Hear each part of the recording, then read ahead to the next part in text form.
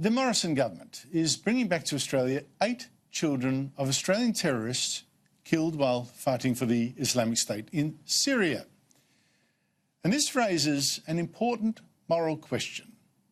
What is the price of the government's compassion? Will Australians have to pay for it with their own safety down the track? Will someone get hurt? The government is bringing home 3 surviving children, all orphans, of terrorist Khalid Sharrouf and the 2 children of his eldest daughter, just 17, and pregnant again.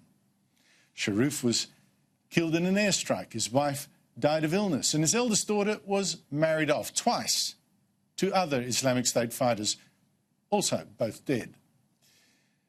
The 3 other children being brought back are, again, orphans of another Australian terrorist and his wife, also both dead. Now, the argument for bringing back the children to Australia is emotional, and for many, it's powerful.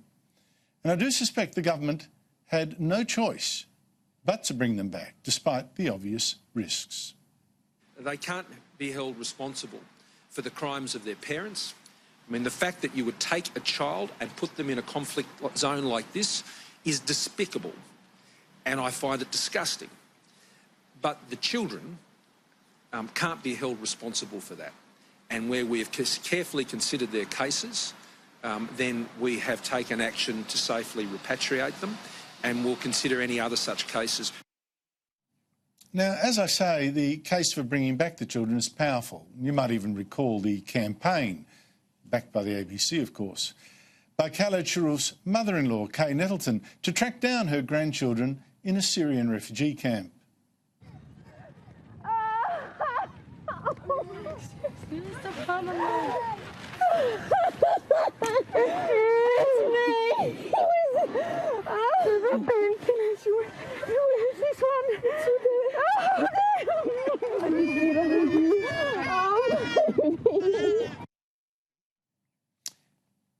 And yet, no one should kid themselves that this does not put some Australians in the future in some danger. These children have had radical parents raise them. And we know that one of Sharrouf's sons, for instance, a boy now dead, was even photographed holding up the head of a prisoner beheaded by the Islamic State, and maybe even beheaded by his father. Now, people talk lightly about de-radicalising such children, but that is not easy, and it is not certain. For one, all children have a deep need to idealise their parents in some ways, and these parents were terrorists. Will we one day be apologising to some Australians hurt as a result of bringing back these children? And remember, there are more than 60 other Australian children of Islamic State fighters still in Syria. Many wanted to come back as well. Now, of course, the children are innocent, without a doubt. But none can simply be plopped back into some local state school here as if they were safe. The government has a serious responsibility now to watch over them, but will it? Can it? Here's something very few journalists will even dare mention, even in this context. At least 4 people that we brought to Australia as Muslim refugees, again showing our compassion, then staged terrorist attacks here, leading to the deaths of 4 Australians. They include Man Monis, behind the Lindt Cafe siege, and Fahad Jabbar, who murdered a Sydney police accountant, Curtis Cheng. And last week, we were warned about the consequences of another refugee intake of both Muslims and Christians from Sudan and South Sudan, people from another tribal war-torn area, and again often traumatised by what they'd seen.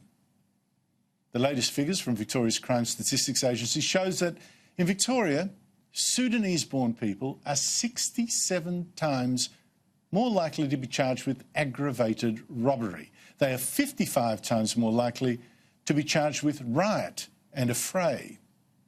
And Victoria Police Assistant Commissioner Shane Patton last week admitted that for all the welfare and the sensitive policing and the reaching out to that refugee community, its crime rate has actually got worse. And these are crimes that really hurt people. We do know that African youth are still overly represented in those high-impact, high-end crimes. Now, sure, it was very compassionate of us to bring in these refugees.